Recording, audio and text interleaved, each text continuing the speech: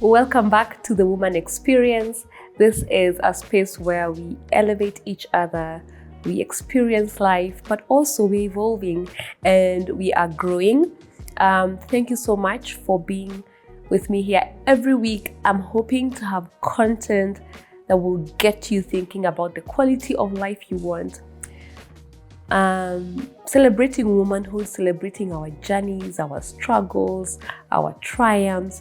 And I am now heading into a season where for the next 4 or 5 episodes, we are going to talk careers. I have learned a lot in my career.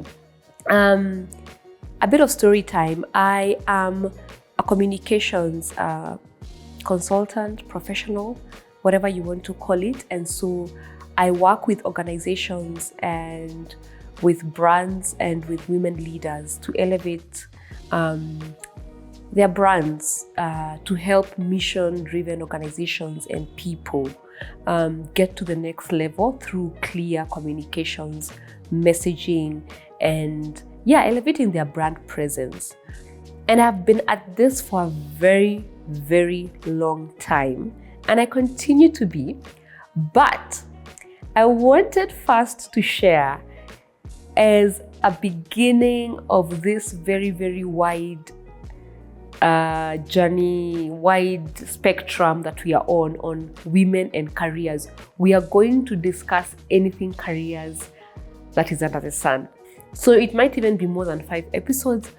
For the very, very first time, from the next week, we are going to start bringing in other guests because we've now launched the platform, and I think it's time to start looping in the wisdom of other women. We are going to talk about careers and finances. We are going to talk about how you can, get promoted, how you can grow in your career, how do you move as a leader within organizations, what are the lessons you have learned, women have learned in the boardroom, in those spaces of leadership and career. So anything career goes, and we'll get to decide based on also your feedback. Please let us know anything that has impacted your career as a woman and you would like it tackled here. We are going to do a long one because I am shooting this currently. We are, in October, and I want to make sure that in 2025, in January, you have enough information and content for you to start designing the career of your dreams. But first, let's get into the video.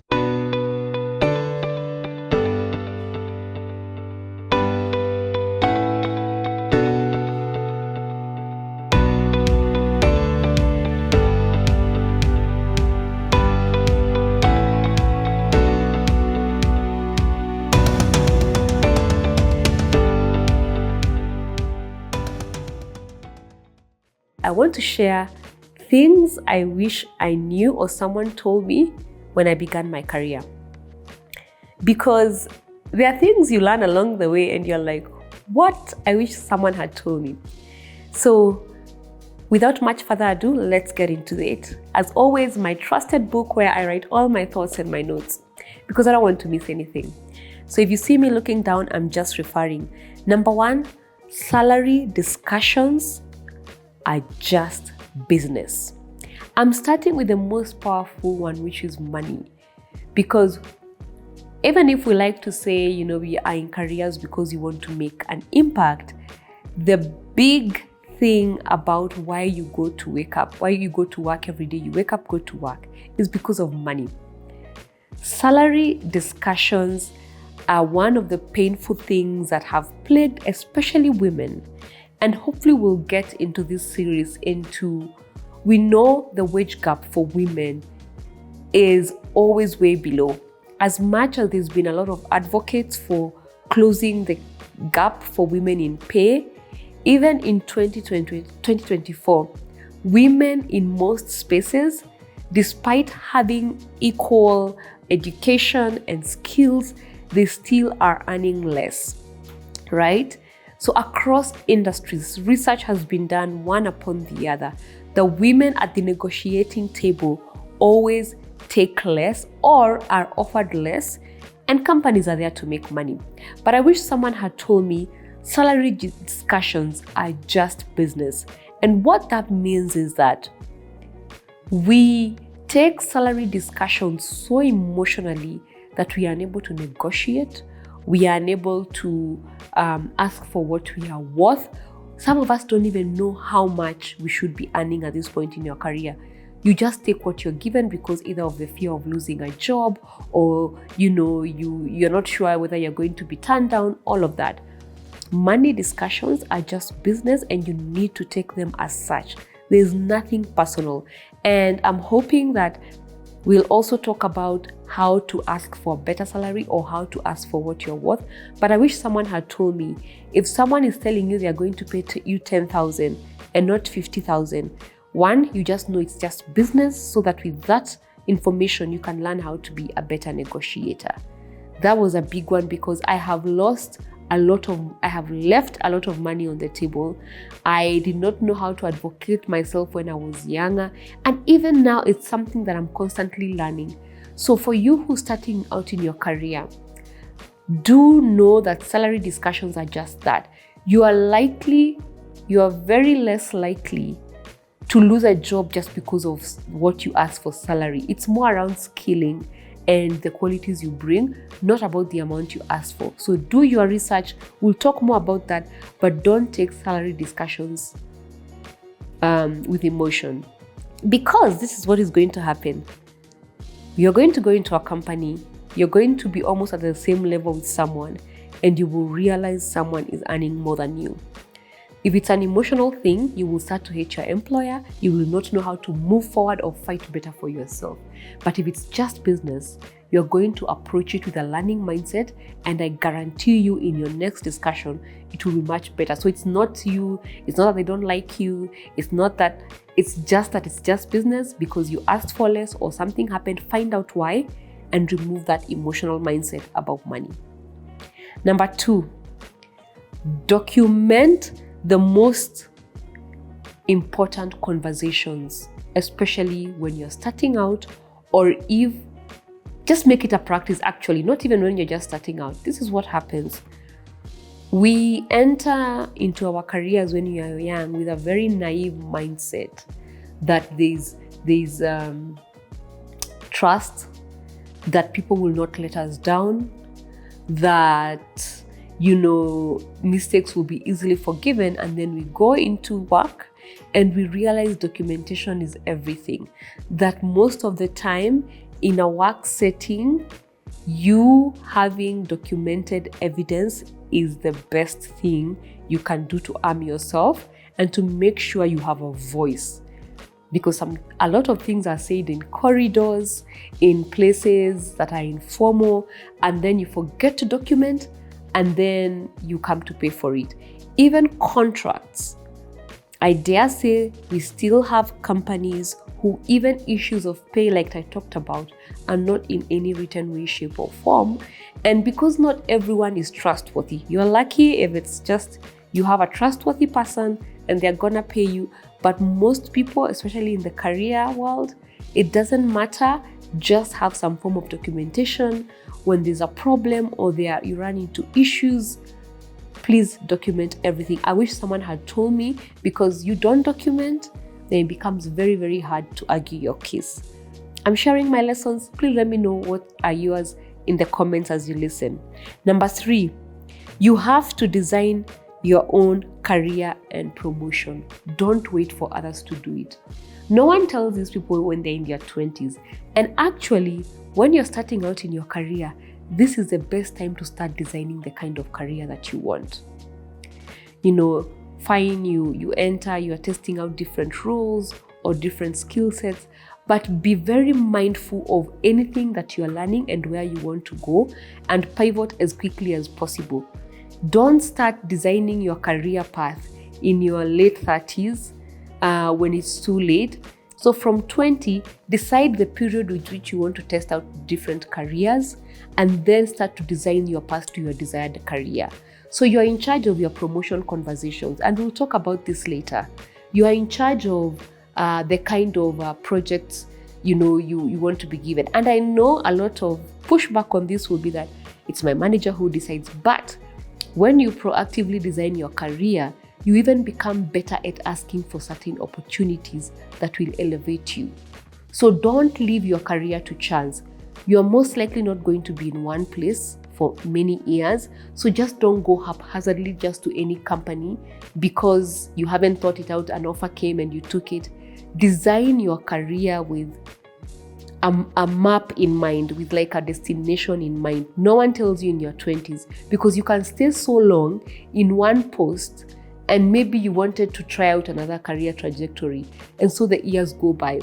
So I wish someone told me that I can seek the services of a mentor and I can start to design my career as early as in my 20s. Actually, if you want to move faster, stronger, further, start designing your career. Where am I? Where do I want to go? What will it take? And so mentorship, coaching are really important things. The sooner you start, the better. Pick a mentor, pick someone you admire, and you'll be able to move forward. So that's the other lesson. The other lesson that I wish someone had told in my career is that, and I asked several people, and these are other sentiments. Colleagues are not all colleagues are that you share a common workspace are your friends.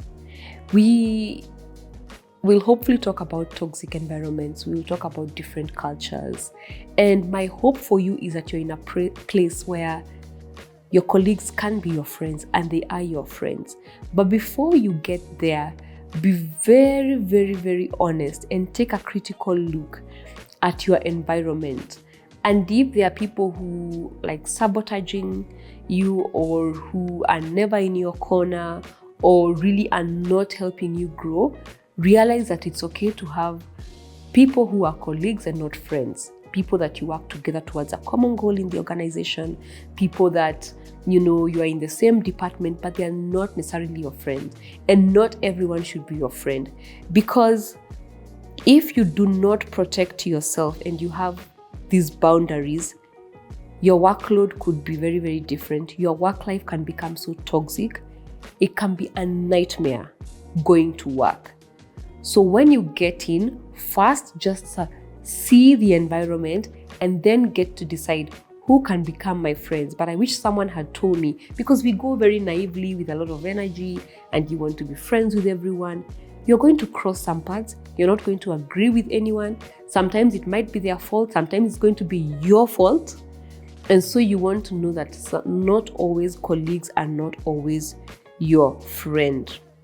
Which leads me to the next one, that if something feels constantly wrong about things you're asked to do, or the job doesn't feel right, you are not in your head.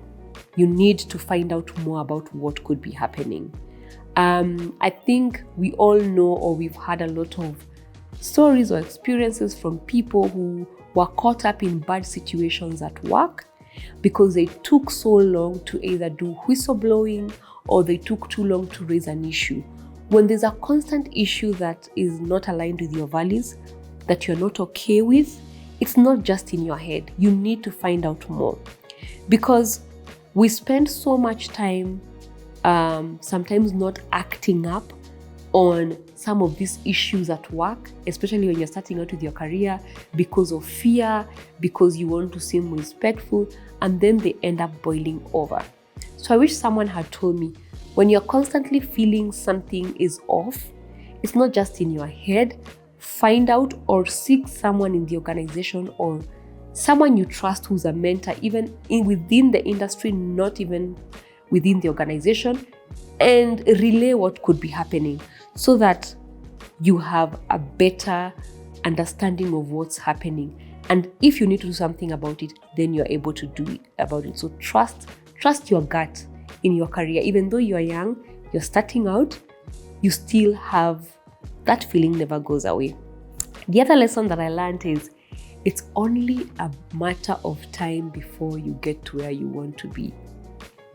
You will often find out that when you're starting your career, or when you're on the path to this, just trying to decide where your skill sets lie, you will admire a lot of people.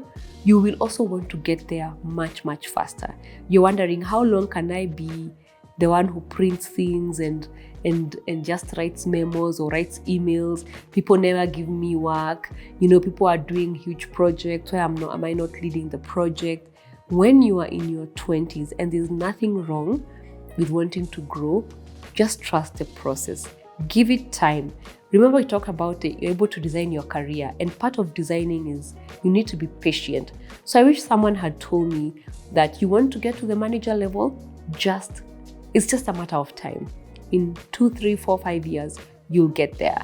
And sometimes even more, depending on your industries. There are industries that need certain certifications, certain skill sets, certain thresholds for you, and you just need to give it time. I feel it's important to say this because we are also in a society where we want to expedite everything, but we're also not giving the creation process time, the process that it takes to mold you into a better career, into a better leader. So it's only a matter of time.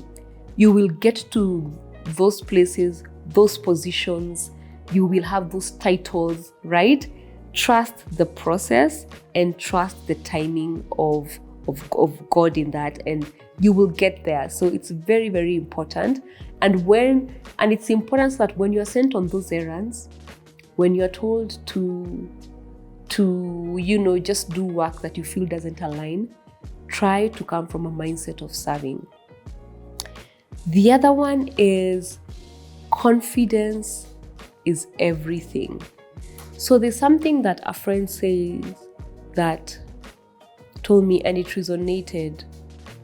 It's okay to respect, but don't confuse respect and fear. Fear is when you are like immobile. You don't do anything about it.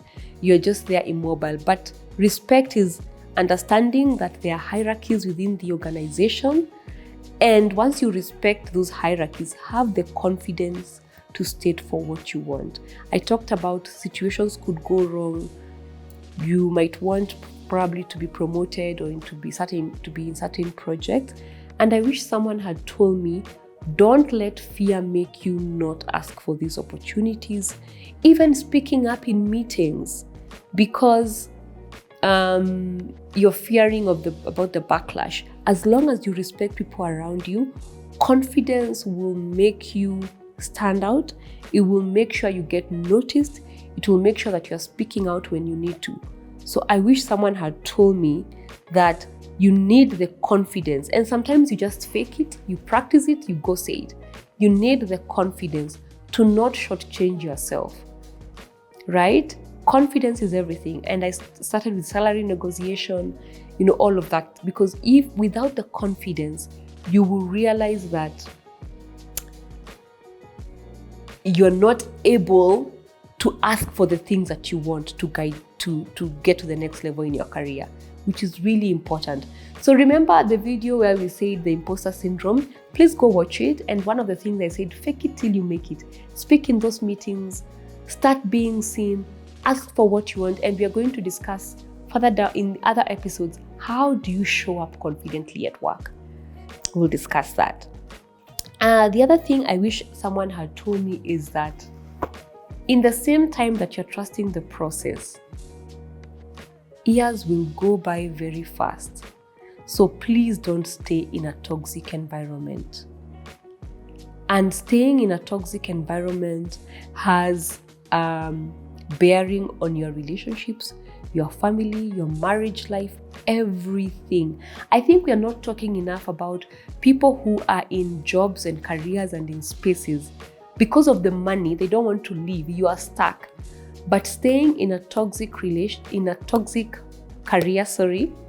makes you affect all the other areas of your life. Actually, you're not even performing your best. So the years go by really fast, and you feel you've wasted 10 years in a certain company or in a certain organization that was toxic for you, yet you stayed.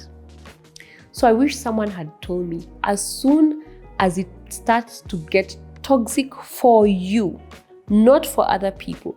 And toxic, it could be your values are not aligned, you are being asked to do things you're not comfortable.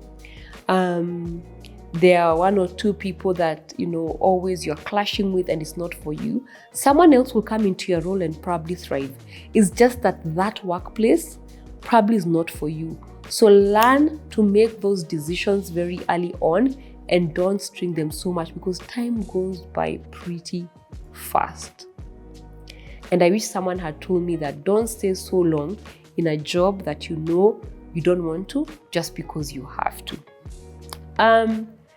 I wish someone had also told me that ageism is real. What is ageism? AGEISM is where sometimes your age, there is some sort of discrimination, or people perceive you a certain way because you are young. You're the youngest in the room, and so people just think they can brush you aside. Your voice is not as important. It is very real. And when you are in your 20s, just be so good at seeing when it's happening, when people are not taking you seriously, and then try and do something about it, which is continue to speak up more, continue to have that executive presence, and don't feel like you should not belong in that space. You should belong. But ageism is real, especially when you're starting out. And we have a lot of young women right now, young people who are really good at what they do. And because they are really good, they tend to rise through the ranks very fast. And I wish someone had told me, even when you're young and you're really good at what you do, sometimes people will just dismiss you because of age. It's not about your credentials. It's not about anything, but just because of your age. We've had this example where people go to doctors and they are really young doctors, tiny, I'm saying tiny, but like young women who are really good doctors, but a patient will refuse to be treated just because you look young to me, you're not experienced. Accept it for what it is, do something about it, continue with your path. So I wish someone had told me that you are likely to get people who are much older, who are feeling that you're coming to take up their space, or for whatever reasons. The last thing I wish someone had told me is that you will make so many mistakes in your career, and it's fine. One of the things that will happen to you very early on in your career, you will be in charge of things, and sometimes those things you will fail. You will make mistakes. You might get summoned, and no one really talks about this because on the LinkedIns and on all these platforms, we just put our wins. But let me tell you, there's no one who is in a career long term that has never missed a mark or failed. So I wish someone who had told me that you will make many mistakes in your career. As many wins as you will get, there'll also be those misses and mistakes. And it's fine, girl. Just learn the lesson and move on. Don't, but anyway, it will take a good bit of crying. I remember sometimes I would just go home and cry and I'm like, oh my God, I messed up. But this does not define your career. You will get better. So mistakes are part of the journey. So what are the things that you learned early on in your career? If you're starting out and you're watching this, what are some of the things that you're learning? We will have quite a series and conversations starting next week. I'll bring in other women guests to share different aspects of the career that you could take away from and hopefully you'll become better for it. But until then, thank you so much for joining. It tells the algorithm that this is nice content and that people should get on the channel. Share, subscribe, share with many other women. Until then, I'll see you. Bye-bye.